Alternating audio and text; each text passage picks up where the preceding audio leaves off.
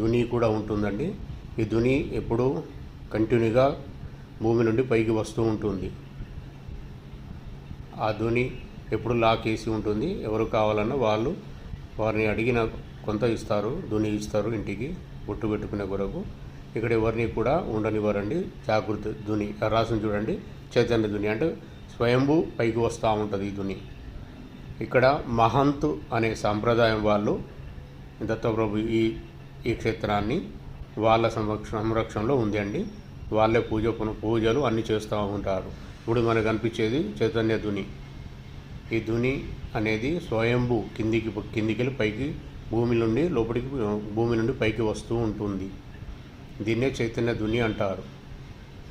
ఏ సాంప్రదాయం వారైనా ఇక్కడ ఆశ్రమం పెట్టుకోవాలన్నా, జునా అఖాడా వాళ్ళైనా, ఏ అఖాడా వాళ్ళైనా ఇక్కడికి వెళ్ళి మహర్ క్షేత్రం నుండి నిప్పు తీసుకొని వెళ్ళి